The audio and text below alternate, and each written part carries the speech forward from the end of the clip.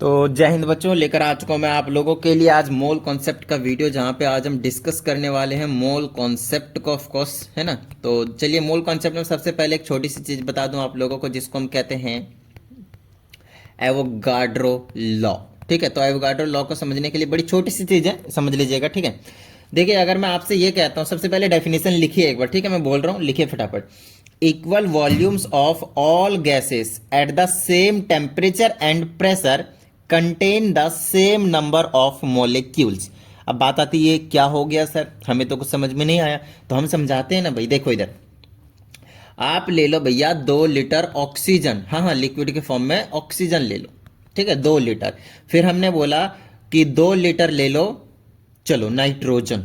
क्या बात समझ में आई? ठीक है, तो हमने यहाँ पे दो अलग अलग तरह के गैस लिए हैं, लेकिन अगर आप नोटिस करो तो दोनों का वॉल्यूम सेम है। क्या है आपके पास? दोनों का वॉल्यूम सेम है। अच्छा, अब ध्यान रखना आपको कि अगर वॉल्यूम सेम है, ध्यान से, अगर वॉल्यूम सेम है तो उनमें जो नंबर ऑफ मॉलिक्यूल्स होंगे, यस, नंबर ऑफ मॉलिक्यूल्स, वो भी आपके पास सेम होंगे। फॉर एग्जाम्पल, अगर मैं आपसे कहता हूं कि 2 लीटर ऑक्सीजन में 5,000 मॉलिक्यूल्स हैं, एक एग्जाम्पल के तौर पे बताया मैंने आपको, समझ में आ रही है ना बात? कि अगर 2 लीटर ऑक्सीजन में जो आपके पास मॉलिक्यूल्स हैं वो 5,000 हैं, 5,000 हैं, तो 2 लीटर नाइट्रोजन में भी, यस, 2 लीटर नाइट्रोजन में भी आपके पास 5,000 मॉलिक्यूल्स होने वाले हैं। समझ में आई बात इतनी? डन है, ठीक है। बट द कंडीशन इज, अभी जो डेफिनेशन लिखवाया उसमें क्या था? उसमें क्या था आपके पास? Temperature, temperature and pressure. Yes, temperature and pressure must remain constant. Yes, ये दोनों चेंज नहीं होने चाहिए। क्या इतनी बात समझ में आई? डन है, ठीक है, ओके, ग्रेट। तो इसके पे क्वेश्चंस कैसे कैसे आता है? तो क्वेश्चन ऐसा पूछ लेगा, जैसे अभी इसी की बात बोला मैंने, बोला 2 लीटर ऑक्सीजन में 5,000 मॉलिक्यूल्स हैं। समझ में आ रही बात? ये मैंने दिया। फिर मैंने आपसे पूछा कि भैया आप मुझे बताइए 7 लीटर नाइट्रोजन में, 7 लीटर नाइट्रोजन में हाउ मैनी मॉलिक्यूल्स। अब बात आती है, यहाँ पे कॉन्सेप्ट लगाना पड़ेगा क्या? एवोगाड्रो लॉ का, कि वॉल्यूम तो भैया दोनों का अगर इक्वल होता है तो मॉलिक्यूल्स भी इक्वल होते हैं। तो मैं यहां से 100% कह सकता हूं, मुझे नाइट्रोजन का कैलकुलेट करना है, तो मैं ऐसे बोलूंगा 2 litre of nitrogen contains how much? Yes, 5,000 molecules. तो यहां से मैं यूनिटरी लॉ लगाऊंगा। समझ में आ रही है? Unitary method. तो यहां से पहले मैं 1 लीटर का निकाल लूंगा, और फिर जितने लीटर का निकालना है उतने से मैं मल्टीप्लाई कर लूंगा भाई। ठीक है ना? नहीं आता है तो सीख लो इसको। ये जिंदगी है, ये हर मोड़ पे काम आने वाला है आपके पास, रियल लाइफ में भी और रियल लाइफ में भी, बोले तो यहाँ पे थ्योरी वाले काम में भी और प्रैक्टिकल वाले काम में भी, जिंदगी में भी। तो 2 लीटर नाइट्रोजन के पास इतने सारे मॉलिक्यूल्स थे, तो 1 लीटर के पास कितने हो जाएंगे भाई? तो 5,000 डिवाइडेड बाई 2 मॉलिक्यूल्स। यस, ठीक है, ये वाली चीज डिवाइड में जाती है। Got it? ओके। अब 1 लीटर का पता चल गया, तो 7 लीटर के पास कितना हो जाएगा? So 7 litre of nitrogen will contain और contains, yes, 5,000 divided by 2 multiply 7, मतलब 1 लीटर में जितना था उसको 7 से मल्टीप्लाई कर दो, और आपका काम जो है वो बन जाने वाला है। ठीक है ना? Okay, great. इससे उड़ा दो, कितना हो गया? 25, डबल जीरो, फिर मल्टीप्लाई 7, 25 सत्ते 175। Okay, great. और ये डबल जीरो, तो इतना मॉलिक्यूल्स जो है आपके पास निकल कर आ जाने वाला है। बताइए, किसी भी तरह की कोई प्रॉब्लम नहीं ना? डन है, ओके, ग्रेट। तो अगर आपको एवोगाड्रो लॉ समझ में आ गया है, तो चलिए फिर आगे बढ़ जाते हैं हम। और आगे की जो कहानी हमें देखने को मिलेगी वो मोल कॉन्सेप्ट है। मोल कॉन्सेप्ट में एक छोटी सी, कई बार डेफिनेशन जो है आपसे वो पूछा गया है, तो समझिएगा AMU की डेफिनेशन, इसको हम बोलते हैं। पहले हम इसको सिंपली यू से डिफाइन करते थे, रिप्रेजेंट करते थे, जिसका मतलब था यूनिफाइड मास। ठीक है ना? जिसका मतलब था यूनिफाइड मास। बट अब इसको हम AMU से रिप्रेजेंट करते हैं, जिसका मतलब है atomic atomic mass unit, atomic mass unit. ठीक है, चलिए इसकी डेफिनेशन कई बार पूछी गई है तो फटाफट हम आपको डेफिनेशन बता देते हैं, समझाएंगे भी, टेंशन मत लीजिए, सिर्फ डेफिनेशन लिखवाएंगे नहीं, ठीक है ना। इसका कहने का मतलब है mass of 1/12 of carbon 12 atom is 1 AMU। बस इतना ही डेफिनेशन याद रखनी है, कोई दिक्कत नहीं है, मैं समझा देता हूँ इस लाइन को, छोटी सी बात है। तो कहता है ये AMU कुछ और नहीं है, मास है। कितना मास है? 1/12। कितना? 1/12 किसका? कार्बन 12 के 1 एटम का, कार्बन 12 के 1 एटम के, ध्यान रखिएगा। अब कार्बन 12 क्या है सर? तो आपने आइसोटोप्स पढ़े होंगे। अब आइसोटोप्स होते हैं क्या है? जिसके आपके पास क्या कहते हैं इसको, एटॉमिक नंबर तो सेम होते हैं, एटॉमिक नंबर आपके पास सेम होते हैं, बस जो मास नंबर होता है, मास नंबर वो डिफरेंट होते हैं, मास नंबर जो होते हैं वो आपके पास डिफरेंट होते हैं, ठीक है इतनी बात। तो उसी तरह से कार्बन के 3 आइसोटोप्स होते हैं, कार्बन के एटॉमिक नंबर 6, एटॉमिक नंबर 6 और फिर से atomic number 6, carbon carbon carbon, atomic number 6, atomic number 6, atomic number 6, और आपके पास मास 12, 13, 14 ऐसे एग्जिस्ट करता है ये। तो हम कौन से वाले कार्बन की बात कर रहे हैं? हम इस वाले कार्बन की बात कर रहे हैं जिसका मास कितना? 12, इसलिए यहाँ पे C12 लिखा गया। तो इसके एक एटम का मास जो होता है, ध्यान रखिएगा, इसके एक एटम का जो मास होता है वो होता है, अच्छा उसका 1/12 करना है, मतलब 12 से ऐसे 1/12 ऑफ कार्बन के 1 एटम का मास, और वो होता है 1.9924, आगे 99 ले सकते हैं, 24 भी होता है, और इंटू में 10 की पावर, ध्यान रखिएगा, -23 ग्राम। यस, दिस इज इन ग्राम। जब आप इसे इसको डिवाइड कर देते हैं तो आपके पास रिजल्ट मिलता है 1.66 इंटू 10⁻⁴ ग्राम। बस ये याद रखने की चीज़ें और कुछ नहीं, तो ये 1 AMU की वैल्यू हो गई। समझ में आई बात इतनी? डन है, ठीक है, ग्रेट। अब आगे चलते हैं, ये तो निकाला हमने किसको? 1 AMU को। समझ में आ रही बात? 1 AMU की, ठीक है। अब इसी तरह से हमारे पास एवोगाड्रो अंकल ने एक एवोगाड्रो नंबर दिया था, एवोगाड्रो नंबर दिया था। तो एवोगाड्रो नंबर का कहना क्या है, समझाता हूं। इनका कहना है कि अगर आप किसी भी चीज के 1 मोल की बात करते हैं, अच्छे से समझिएगा, मोल कॉन्सेप्ट अब स्टार्ट हो चुका है, ठीक है ना, अच्छे से समझिएगा। 1 मोल की बात करते हैं तो उसमें हमेशा 6.02223 भी लिख सकते हैं आप, इंटू 10⁻23 एंटिटीज होंगे। एंटिटीज मतलब क्वांटिटी, ठीक है ना, एंटिटीज होंगे, नंबर्स होंगे, एक तरीके से आप नंबर्स को रिप्रेजेंट करेंगे, इतने सारे होंगे। जैसे आप बोलते हैं कि यार सेंचुरी, तो 1 सेंचुरी का क्या मतलब समझते हैं आप, है ना, समझ रहे हैं इन चीज़ों को? 1 सेंचुरी का मतलब क्या हो गया? 100।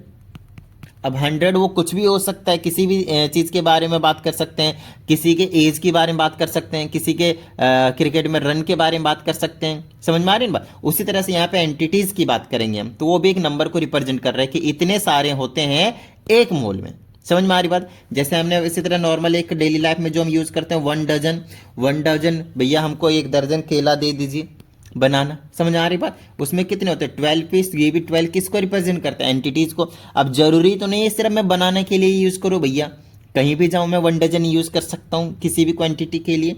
उसी तरह से एक नंबर है, yes, this is a number which represents 1 mole of anything, ठीक है ना। जनरली हम यहाँ पे एटम्स, मॉलिक्यूल्स, ऐसी चीज़ों की बात करेंगे, तो वो कोई टेंशन वाली बात नहीं है, धीरे धीरे आपको समझ में आ ही जाने वाला है। समझ में आ रही बात? डन है, ठीक है, ओके ग्रेट। तो ये चीज़ आपको ध्यान रखना है, इसको एवोगाड्रो नंबर के नाम से जाना जाता है, और कई बुक में NA से रिप्रेजेंट किया गया और कई जगह पे N0 नॉट से रिप्रेजेंट किया गया है। जनरली मैं NA से करूँगा, ध्यान रखिएगा। नंबर कौन सा है? एवोगाड्रो वाला। समझ में आई क्या? चलो भाई आगे बढ़ा जाए।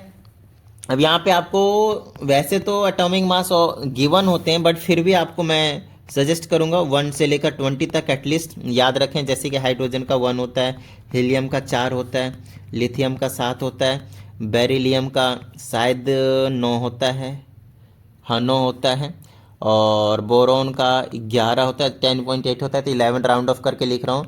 कार्बन का 12 होता है, नाइट्रोजन का 14 होता है, ऑक्सीजन का 16 होता है, और क्या बचा?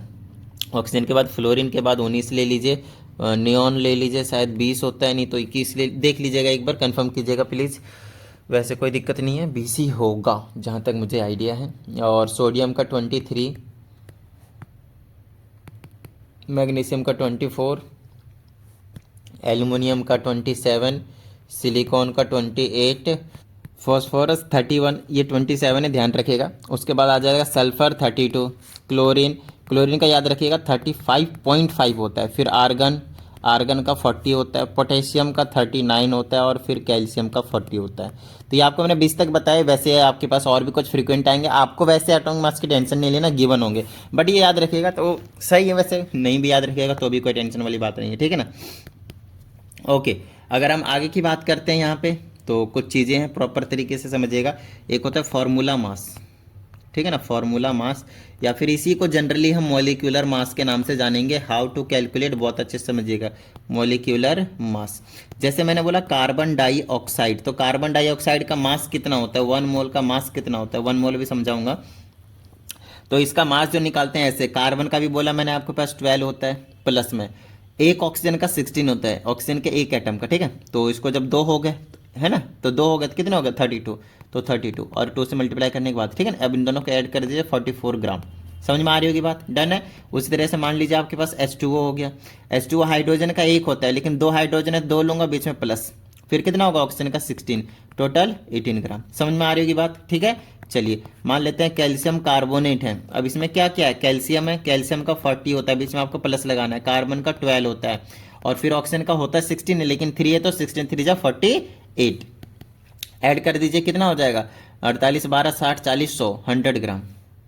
समझ में आ रही होगी बात, डन है, 100 ग्राम। ओके, आगे चलिए। इस तरह से आपके पास मान लीजिए हमने दे दिया आपके पास सोडियम कार्बोनेट, सोडियम का कितना होता है 23, तो 2 है तो 46 लूंगा, कार्बन का 12 और 16 या 48, कोई दिक्कत भाई, ऑक्सीजन के 3 है, ठीक है ना। कितना हो गया 106, जोड़ दीजिए, ग्राम में मोज लीजिए। नेक्स्ट है आपके पास मान लीजिए C6H12O6 से, कहने का मतलब क्या है, दिस इज योर ग्लूकोज, ठीक है ना, this is your glucose. Carbon का 12, 12 छक 72, प्लस में हाइड्रोजन का 1 होता है, लेकिन 12 है तो 12 से इंटू कर लेंगे, ऑक्सीजन का 1 होता है, सॉरी 16 होता है, तो 16 से मल्टीप्लाई करेंगे तो 96, ऐड कर दीजिए, आपको मिलेगा 180 ग्राम। आगे चलिए, C12H22O11, समझ में आ रही होगी बात, क्या है ये C12H22O11, इसका नाम है सक्रोज, शुगर कह लीजिए सिंपली, ठीक है ना।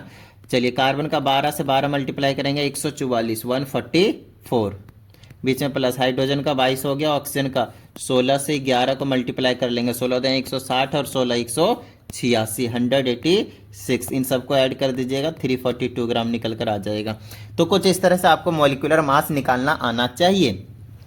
और जो इंडिपेंडेंटली एग्जिस्ट करते हैं, जैसे कि सोडियम हो गया, मैग्नीशियम हो गया, आपके पास एल्युमिनियम हो गया, है ना, आयरन हो गया, कुछ हीलियम हो गए, नियॉन हो गए, आर्गन हो गए, इनके मॉलिक्यूलर मास एम से रिप्रेजेंट करेंगे। मॉलिक्यूलर मास कुछ और नहीं, इनका जो एटॉमिक मास होते हैं वही होते हैं।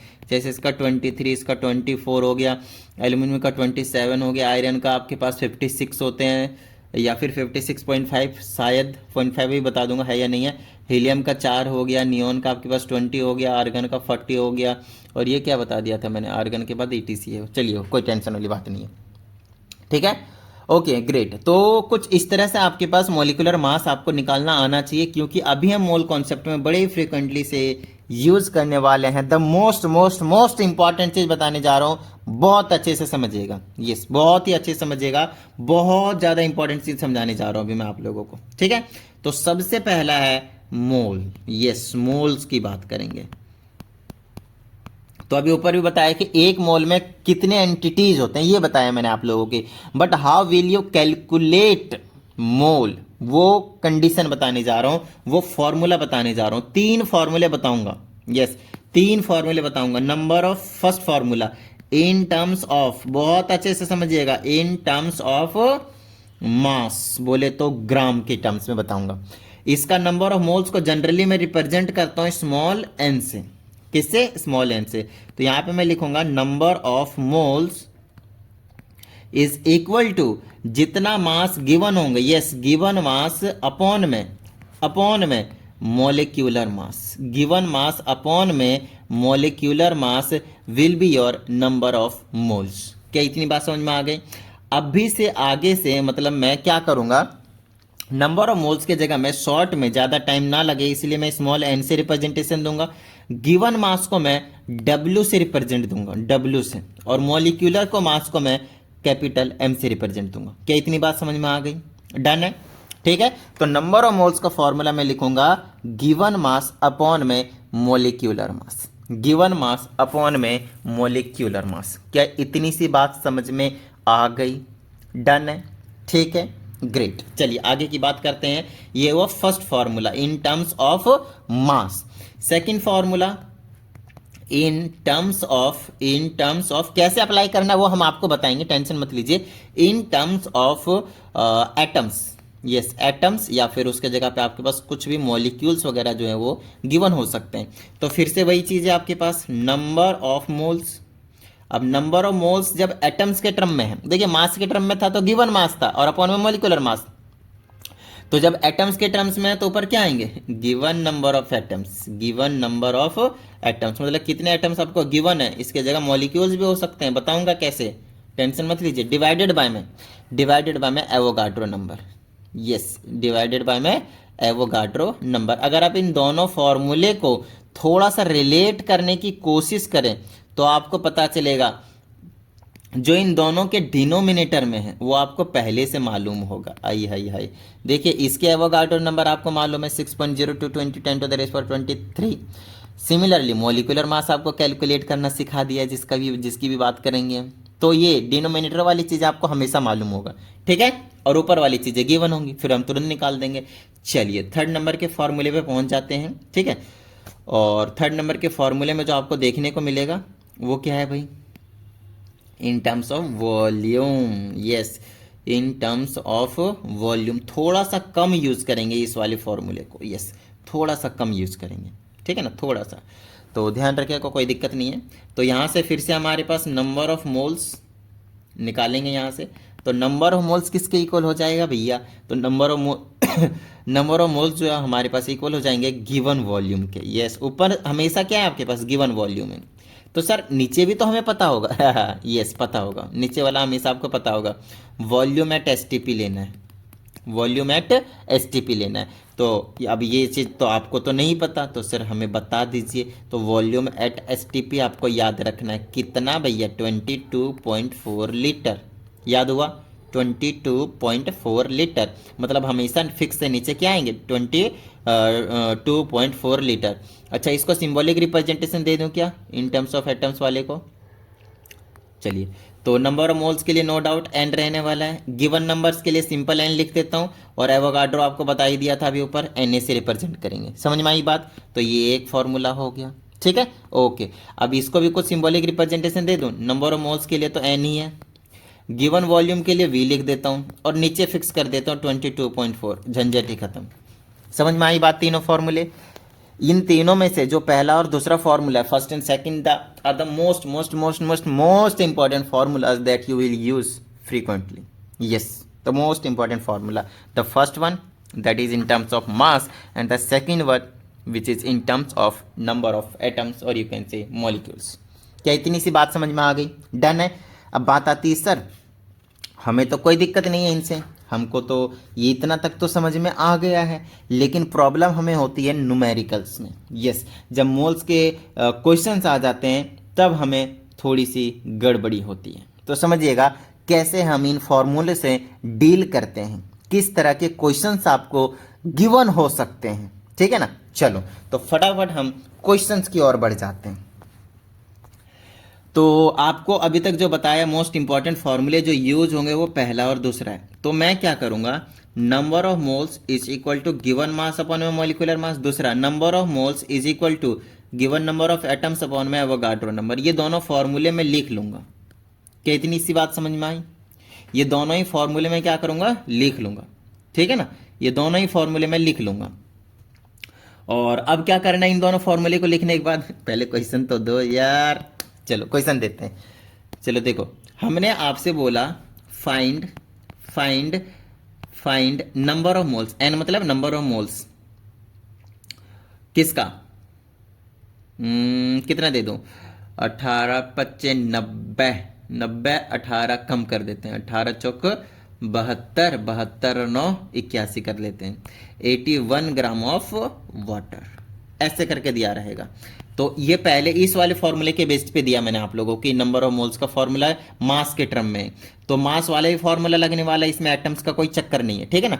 तो नंबर ऑफ मोल्स निकालना है, तो नंबर ऑफ मोल्स का फॉर्मूला क्या होता है, गिवन मास, ऊपर में क्या गिवन मास, और गिवन मास क्या है 81 डिवाइडेड बाय में, ग्राम में लिख सकते हैं, कोई टेंशन वाली बात नहीं है।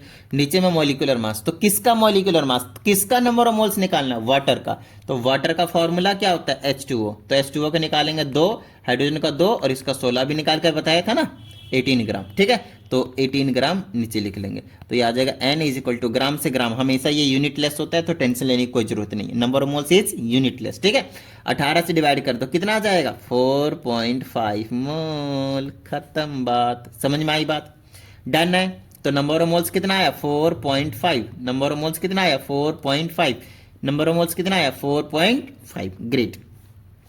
चलिए सर ऐसा कीजिए, क्या इससे हमें कुछ और तरीके से घुमा फिरा कर क्वेश्चन पूछा जा सकता है, बिल्कुल सर पूछा जा सकता है, आपसे गिवन मास पूछा जा सकता है, यस गिवन मास पूछा जा सकता है। ऐसे बोल देंगे जैसे अभी नंबर ऑफ मोल्स आपसे निकलवाया, अब आपसे नंबर ऑफ मोल्स नहीं निकलवाएगा, यस अब आपको नंबर ऑफ मोल्स दे देगा और बताएगा बताओ गिवन मास कितना है, बताओ गिवन मास कितना है। तो ऐसे भी क्वेश्चन पूछा जा सकता है इसी को उल्टा करके। देखिए मॉलिक्यूलर मास आपसे पूछेगा नहीं क्योंकि वो आपको हमेशा पता होगा, तो यहाँ पे दो ही चीज बच गए, एक स्मॉल एन और एक AW गिवन मास और एक नंबर ऑफ मोल्स। तो अब की बार अगर मैंने बोला find mass of 4.5 mole of water, इसी क्वेश्चन को मैंने रिवर्स कर दिया। अब की बार मैंने इसी क्वेश्चन में जो नंबर ऑफ मोल्स आपने फाइंड किया है उसी को मैंने दे दिया और आपसे मास पूछ लिया, तो फिर से वही फॉर्मूला लगाने वाला हूँ, number of moles is equal to given mass upon molecular mass. Number of moles मालूम है मेरे पास 4.5 है, गिवन मास नहीं मालूम, मॉलिक्यूलर मास वाटर का हमने अब रट लिया है 18 है, बार बार यूज होगा, क्रॉस मल्टीप्लाई करेंगे W ले जाएंगे और वो हमें 81 ग्राम निकल कर आ जाएगा, बात खत्म। बताइए किसी भी तरह की कोई प्रॉब्लम नहीं ना, डन है, ठीक है। चलिए तो अब एटम के टर्म्स में, यस एटम के टर्म्स में बता देता हूँ, अब मैं आप लोगों को थोड़ा सा एटम्स के टर्म में समझा देता हूँ। तो फिर से वही बिल्कुल सेम चीज़ है, एटम्स के टर्म में कोई अलग चीज़ नहीं है। आपको मैंने बोला something like this, calculate number of atoms, number of या फिर number of mole in 15 point कितना हो जाएगा, चलिए 15 की जगह 18 ले लेते हैं, इजी होगा कैलकुलेशन और कुछ नहीं, आपको उसी हिसाब से दिया जाएगा, टेंशन मत लीजिएगा। 066 into 10 to the raise power 4 कर देते हैं, टिडिंग करके 4 कर देते हैं, इन एटम्स ऑफ चलिए मॉलिक्यूल्स कर लेते हैं, मॉलिक्यूल्स ऑफ कार्बन डाइऑक्साइड, बात खत्म, ठीक है। तो कार्बन डाइऑक्साइड के इतने मॉलिक्यूल्स हैं, तो मेरे को मालूम करने का है, वो कितने मोल्स के इक्वल है, उसमें कितने नंबर ऑफ मोल्स होंगे, समझ में आ रही होगी बात, डन है। चलिए तो देखिए नंबर ऑफ मोल्स का फॉर्मूला क्या होता है, given number of atom upon में एवोगाड्रो नंबर, कोई दिक्कत भाई नहीं।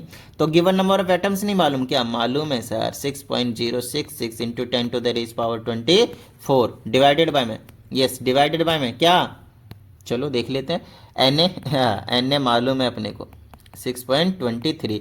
देखिए ये वाली चीज़ इससे जब वो कैंसिल आउट करेंगे तो बिल्कुल एग्जैक्ट 3 से कैंसिल होगा।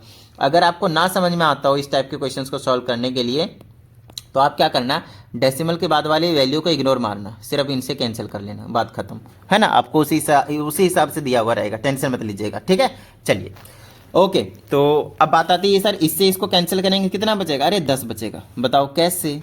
ये देखो 10 की पावर 24 है, ये कितना 10 की पावर 23 है, बेस सेम होता है पावर माइनस होता है, 10 की पावर 1 हो जाएगा, 10 की पावर 1 मतलब 10, तो 3 इंटू 10 कितना बचा, कितना हो गया मतलब 30, सो 30 मोल इज योर आंसर, समझ में आई ना बात, डन है। अब इसी क्वेश्चन में फिर से वही चीज़ है, ये वाली चीज़ तो आपको हमेशा पता होगा, तो क्वेश्चन कैसे बनाएंगे, ये या तो ये देंगे और ये पूछ लेंगे, या फिर ये देंगे तो ये वाला पूछ लेंगे भाई, समझ में आ रही है बात। अब इसी क्वेश्चन को मैं रिवर्स करके समझाता हूँ, ऐसे करके find number of atoms in 30 mole of carbon dioxide. अब देखिए नंबर ऑफ मोल्स मैंने दे दिया आपको, नंबर ऑफ मोल्स मैंने आपको दे दिया है, उसके जगह मैं क्या रख दूंगा, देखिए गिवन मास के टर्म में लिख रहा हूँ मैं, गलत कर रहा हूँ मैं, एटम्स के टर्म में लिखना है क्योंकि हमें एटम्स निकालने हैं। तो number of atoms divided by में एवोगाड्रो नंबर। अब मोल्स के जगह मैं 30 रखूंगा, ठीक है। नंबर ऑफ एटम्स आपको नहीं मालूम, निकालने का है, और एवोगाड्रो नंबर एवोगाड्रो नंबर रखूंगा मैं, खत्म बात। क्या इतनी बात समझ में आ गई? डन है। अब क्रॉस मल्टीप्लाई करना तो आता ही होगा, कर दें भाई। इसके नीचे 1, इससे इसको करेंगे तो n आ जाएगा, इसे इसको करेंगे 30 से कितना आ जाएगा, वैसे जब इसे इसको मल्टीप्लाई करेंगे तो 180 आ जाएगा, ऐसे करके 180 इंटू में 022 और इंटू में 10 टू द रेज पावर 23, जब ऐसे मल्टीप्लाई करेंगे, जब 30 से इसको मल्टीप्लाई करेंगे तब। अब डेसिमल यहाँ पे आप रख सकते हैं, लेफ्ट साइड लाएंगे तो एक डेसिमल वो पावर बढ़ जाता है, तो 18.022 हो जाएगा into 10 to the raise power 24 हो जाएगा। इतने एटम्स आ जाएंगे, मॉलिक्यूल्स मतलब। यहाँ पे भी मुझे मॉलिक्यूल्स लिखने चाहिए था क्योंकि कार्बन डाइऑक्साइड मॉलिक्यूल्स है, ठीक है ना। तो आपसे यहाँ पे मॉलिक्यूल्स निकलवाएंगे, टेंशन मत लीजिए। कोई दिक्कत है भाई यहाँ तक, ठीक है ना। अब एक ऐसा क्वेश्चन देता हूँ जहाँ पे आपको थोड़ा सा सोचने की ज़रूरत पड़ेगी। यस, जहाँ पे आपको थोड़ा सा सोचने की ज़रूरत पड़ेगी। जैसे कि हमने आपसे बोला फाइंड आजा बेटा, find number of atoms in sodium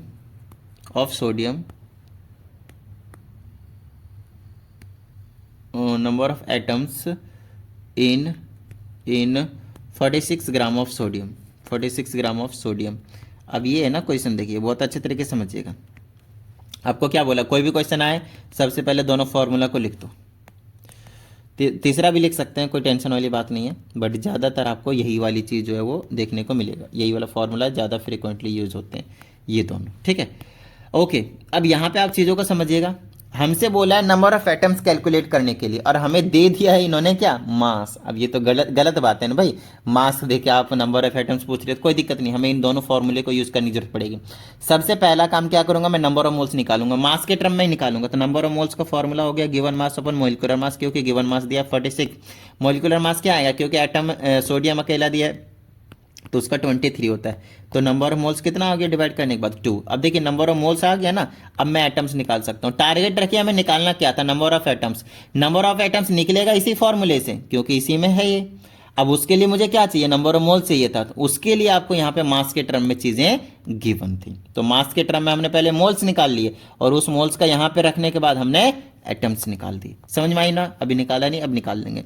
तो number of moles is equal to number of atoms divided by Avogadro number. कोई दिक्कत यहाँ तक नहीं ना। चलो अब मैं क्या करूँगा, नंबर ऑफ मोल्स हमारे पास कितने हैं, 2 है, नंबर ऑफ एटम्स निकालने हैं, एवोगाड्रो नंबर अपने को मालूम है, तो मैं यहाँ पे पुट कर लूँगा 6.022 और इंटू में 10 to the raise power 23 atoms. कोई दिक्कत नहीं ना। चलो क्रॉस मल्टीप्लाई करते ही आपको मिल जाएगा एन की वैल्यू, वो हो जाएगा 12.044 इंटू में 10 to the raise power 23 atoms. कोई दिक्कत यहाँ तक, डन है, ग्रेट। चलिए, तो अभी तक मैंने आप लोगों को नंबर ऑफ मोल्स की जो कंडीशंस थी वो सारी चीज़ें क्लियर करवा दिया है। समझ में आ रही होगी बात, ठीक है। ठीक है, तो हो सकता है यहाँ पे आप लोगों को न्यूमेरिकल्स की प्रैक्टिस करने में, वैसे तो मैंने आपको जो कंसेप्ट बताया आप लगाएंगे, no doubt you will be able to solve. फिर भी अगर आप लोगों को लगता है कि न्यूमेरिकल्स में प्रॉब्लम है तो कमेंट करके बताइएगा। और इसके अलावा भी अगर किसी को फिर भी समझ में नहीं आता, लाइक यूट्यूब पे देख लिया वीडियो फिर भी प्रॉब्लम है न्यूमेरिकल्स को सॉल्व करने में, तो आप लोगों के लिए एक छोटा सा है पर्सनल क्लास के लिए, and this will be paid, क्योंकि एक पर्सनल टाइम दूंगा मैं आप लोगों को, तो उसके लिए मुझे भी कुछ ना कुछ बनता है भाई, मेरे टाइम की कीमत होनी चाहिए कुछ ना कुछ, ठीक है ना। मैं अपना टाइम एनर्जी सब कुछ लगाऊंगा, तो पर्सनल क्लास आप ले सकते हैं। उसके लिए आपको करना कुछ नहीं है, 7428525669 पे आपको क्या करना है, व्हाट्सअप करना है, और उसके बारे में सारी डिटेल आपको मिल जाएंगे, ठीक है। चलिए फिर आगे बढ़ते हैं, और आगे हमारे पास एक छोटा सा टॉपिक है जिसको हम वेपर डेंसिटी के नाम से जानते हैं। तो देखिए वेपर डेंसिटी होता है क्या, सबसे पहले तो आपको यही चीज़ समझनी पड़ेगी, ठीक है ना, यही चीज़ आपको समझनी पड़ेगी, ठीक है। ओके,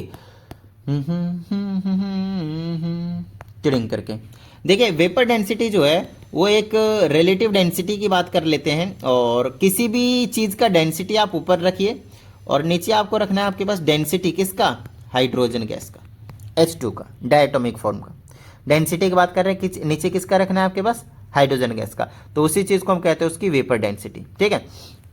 डेंसिटी को अगर वॉल्यूम में, अगर ध्यान रखिएगा, दो गैस अगर मैं लेता हूँ जो कि इक्वल वॉल्यूम होंगे, इक्वल वॉल्यूम में लूंगा तो डेंसिटी का फॉर्मूला होता है मास m1 ले लेता हूँ, वॉल्यूम सेम रखूंगा, मास इसका m2 ले लेता हूँ, वॉल्यूम सेम रखूंगा, वॉल्यूम से वॉल्यूम कैंसिल हो जाएगा तो मेरे पास बचेगा m1 अपॉन में m2। तो वेपर डेंसिटी का जो फॉर्मूला निकल कर आया वो m1 अपॉन में m2। अब ध्यान रखिएगा, इसका अगर मास m होगा तो हाइड्रोजन डायटोमिक के फॉर्म में एग्जिस्ट करता है तो उसका डबल होगा उसके मास का, एक एटम का, और इसका डबल होगा हमेशा हमेशा हमेशा। समझ में आ रही है ना बात? तो अच्छा, ये वाली चीज़ है पहले के कन्वेंशन के हिसाब से, इसको ऐसे मत कीजिए, इसको थोड़ा सा ऐसे समझ लीजिए, ऐसे समझ लीजिए। ये जो m1 मास हुआ और ये वाला जो m2 मास हुआ वो क्या होने वाला है आपके पास, ये वाला डायटोमिक के फॉर्म में होता है तो इसको हम डबल कर लेते हैं, तो 2m2 कर लेना, आपको डबल कर लेना। और ये m1 अपॉन m2 जो बचा, मतलब मास ऑफ पहले वाले गैस का और नीचे मास ऑफ हाइड्रोजन का, इसको पूरे को हम कहते हैं मॉलिक्यूलर मास। ये रिलेटिव के हिसाब से रखा हुआ है, molecular mass, molecular mass divided by में 2। ठीक है इतनी बात। देखिए अगर किसी को कुछ समझ में नहीं आया है तो ज़्यादा टेंशन मत लीजिएगा, ये जो फॉर्मूला निकला है एक बड़ा काम का है। मॉलिक्यूलर मास आपको निकालने के लिए डबल कर देना है वेपर डेंसिटी का, बस आपको इतना याद रखना है क्योंकि आपको मॉलिक्यूलर मास की ज़रूरत पड़ेगी। ठीक है ना, आपको मॉलिक्यूलर मास की ज़रूरत पड़ेगी। ठीक है ना, तो ओवरऑल ये था आपके पास। ज़्यादा क्वेश्चन इस पर ज़्यादा फ्रीक्वेंटली नहीं बनते हैं, जो क्वेश्चंस फ्रीक्वेंटली बनते थे वो मैंने आपको समझाया, नंबर ऑफ मोल्स वाले पे बनते हैं, बहुत ही अच्छे तरीके से समझिएगा। और हमारे पास अगली वीडियो के जो टॉपिक होने वाले हैं वो होगा, बड़ा ही इंपॉर्टेंट टॉपिक है, empirical formula and molecular formula. तो आई होप आप लोग अगली क्लास के लिए बेसब्री से इंतजार करेंगे क्योंकि उसमें मैं आपको बहुत ही अच्छे तरीके से एक्सप्लेन करूंगा empirical formula and molecular formula. तो उम्मीद करता हूँ आप सभी को समझ में आया होगा, और अगर ऐसा है तो फटाफट वीडियो को लाइक करके सब्सक्राइब कर लीजिए चैनल को। चलिए मिलते हैं अगली वीडियो में, प्रैक्टिस करते रहिएगा। जय हिंद।